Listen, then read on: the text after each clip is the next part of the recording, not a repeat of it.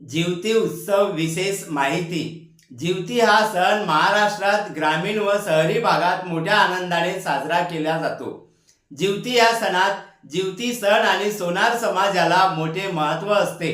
ह्या दिवशी ग्रामीण भागात सोनार समाजाने स्वतःच्या हाताने तयार केलेली जिवती व सोनाराचेच हाताने ही जिवती दारावर व देवपूजेवर लावण्याला महत्त्व आहे.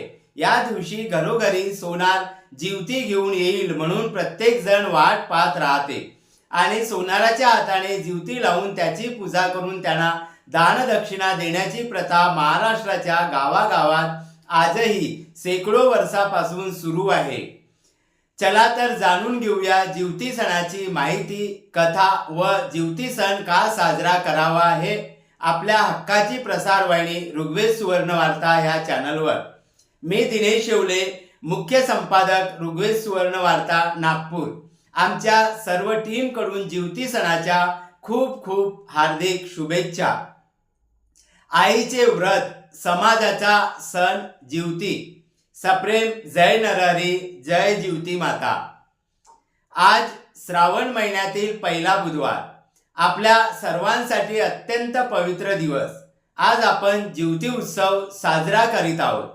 हा सण कोणत्या मोठ्या देवाचा नाही, हा सण आहे आईच्या ममतेचा, मुलांच्या आरोग्याच्या आणि पुढच्या पिढीच्या भवितव्याचा.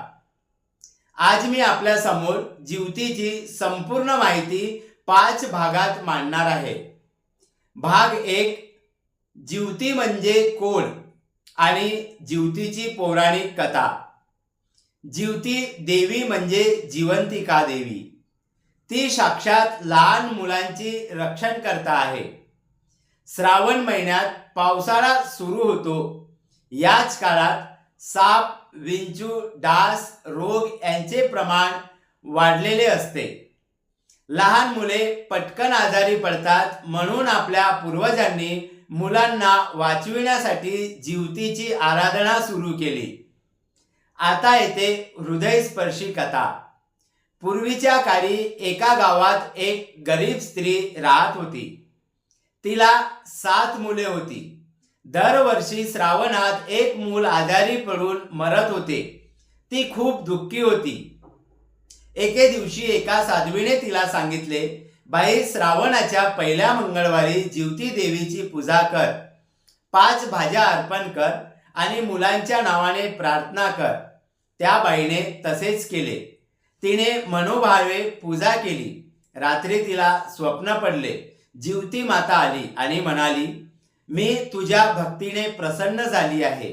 आजपासून तुझ्या घरात कोणतेही मूल अकाली जाणार नाही. पुढे काही दिवसांनी यमदूत तिचा मुलगा न्यायला आले, पण दारात जिवती माता उभी होती. ती म्हणाली, ही माझी भक्त आहे, जिची आई श्रावणात माझी पूजा करते. त्या घरातील मुलांना तू स्पर्श करू शकत नाही. यमदूत हे ऐकून परत गेले. तेव्हापासून महाराष्ट्रातील प्रत्येक आई माझे बाळ जगावे या एकाच प्रार्थनेसाठी जिवतीचे व्रत करू लागली. म्हणूनच जिवतीला मुलांची माऊली म्हणतात. भाग 2, समाजाचा आणि जिवतीचा विशेष संबंध. आता सर्वात महत्त्वाचा प्रश्न, सोनार समाजासाठी जिवती किती महत्त्वाचा सण आहे? मित्रांनो, आपल्या सोनार समाजासाठी वर्षात 3 सण सर्वात मोठे आहेत. पहिला अक्षय तृतीया, दुसरा धनत्रयोदशी, तिसरा जिवती. का? तर त्याचे कारण 4 आहे. पहिला, वंश आणि व्यवसायाचा संबंध. आपला व्यवसाय हा हातचा व्यवसाय आहे. वडील ते मुलगा, मुलगा ते नातू. जर घरातील मुले निरोगी राहिली नाहीत, मोठी झाली नाहीत, तर हा 800 वर्षाचा वारसा कोण चालवणार? म्हणून सोनार स्त्रीसाठी जिवती म्हणजेच व्यवसायाच्या भविष्यासाठी केलेली ही प्रार्थना आहे. आपले संत श्री नरहरी सोनार महाराज देखील म्हणायचे, कूळ टिकले पाहिजे, नाम टिकले पाहिजे. जिवती तेच काम करते. दुसरं, दागिने आणि रक्षणाचा संबंध. जिवतीच्या दिवशी आपण मुलांसाठी खास दागिने तयार बनवतो. गळ्यातील जिवतीचे लॉकेट, ज्यात जिवती मातेचे चित्र असते, ह्यातील काळे मणी, पायातील साखळी, मान्यता आहे की हे दागिने मुलांना दृष्ट आणि रोगांपासून वाचवतात. म्हणूनच या दिवशी आपल्या दुकानात सर्वात जास्त गर्दी मुलांच्या दागिन्यासाठी असते. हा दिवस आपल्यासाठी व्यावसायिक दृष्ट्या देखील शुभ आहे. कुलाचार आणि परंपरा हा तिसरा भाग. बऱ्याच सोनार कुटुंबात जिवती हा कुलाचार आहे, म्हणजे आजोबा आजीपासून ही पूजा चालत आलेली आहे.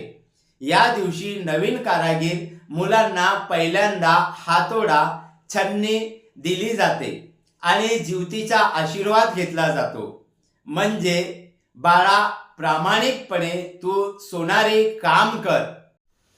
चौथा, समाज एकत्र येण्याचा दिवस. शहरात आपण एकटे राहतो, पण जिवतीच्या दिवशी सोनार समाजाच्या सर्व महिला एकत्र येतात. तसेच गावातील महिला सुद्धा एकत्र येऊन एकमेकांच्या मुलांना आशीर्वाद देतात. गरजू कुटुंबातील मुलांना कपडे, वह्या वाटप केले जातात.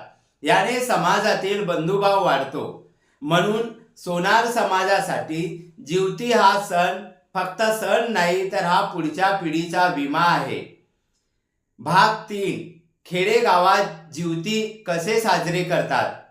शहरात आपण 1 तास पूजा करून संपवतो, पण खेड्यात जिवती म्हणजे 8 दिवसांचा उत्सव आहे.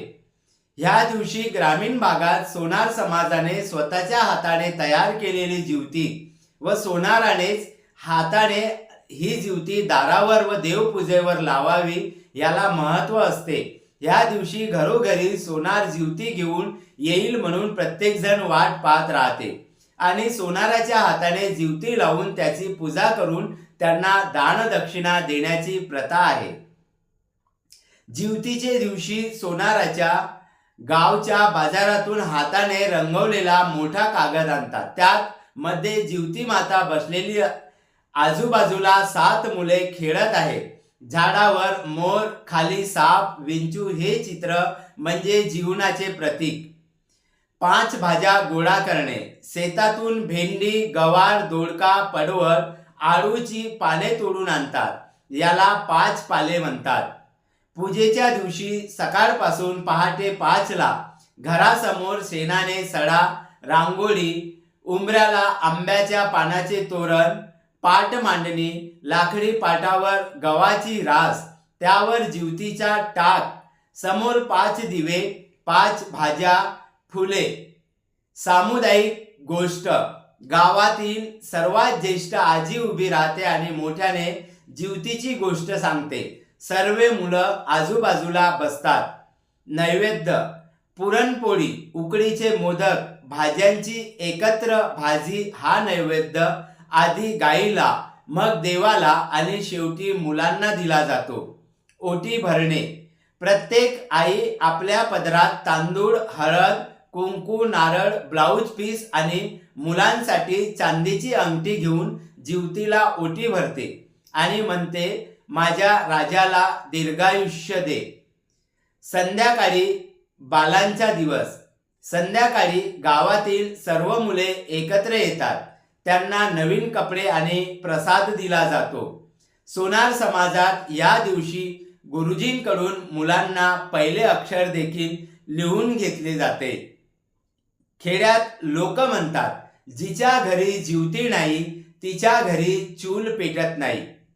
जिवती पूजेचे शास्त्र आणि 5 भाज्यांचे महत्त्व. हा सण फक्त अंधश्रद्धा नाही, यामागे मोठे शास्त्र आहे. श्रावण, पावसाळा आणि रोगांचा काळ, म्हणून आपल्या पूर्वजांनी 5 भाज्या खाण्याची सक्ती केली. त्या 5 भाज्या आणि त्यांचे गुण.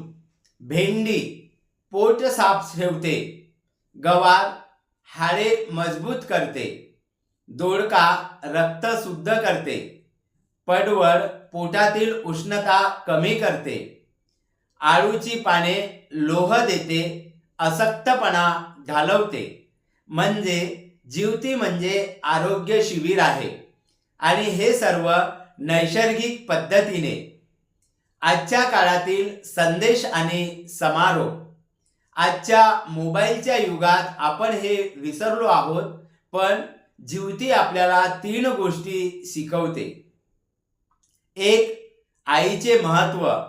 9 महिने पोटात वाढवणारी आई आज उपवास करून तुझ्यासाठी प्रार्थना करते, तिचा मान ठेवा. निसर्गाशी मैत्री. 5 भाज्या, रांगोळी, तोरण हे सर्व निसर्गाशी जोडलेले आहे. समाज एकत्र. समाजाने ही परंपरा पुढे नेली पाहिजे. आपल्या महिला मंडळाने दरवर्षी मोठा कार्यक्रम घ्यावा. आणि शेवटी एक प्रार्थना. ज्युती माते, तू कृपाळू, माझ्या बाळाचे रक्षण कर. साप विंचूपासून वाचव, रोगांपासून दूर ठेव. आमच्या समाजाची पुढची पिढी सुखी ठेव. माता भगिनींनो, आज संकल्प करा, मी माझ्या मुलाला चांगले संस्कार देईल आणि दरवर्षी ज्युतीची पूजा करेन. आणि बालकांनो, तुम्ही तुमच्या या दिवशी आपल्या घरच्यांना मदत करा, त्यांचे सोबत पूजा करा. अशा या ममतेच्या, आरोग्याच्या आणि समाजाच्या सणाला मानाचा मुजरा. जय नरहरी. आपणास आजची ज्युतीची माहिती कशी वाटली ते आपण कॉमेंट्समध्ये अवश्य सांगा. परत एकदा जय नरहरी, जय ज्युती माता.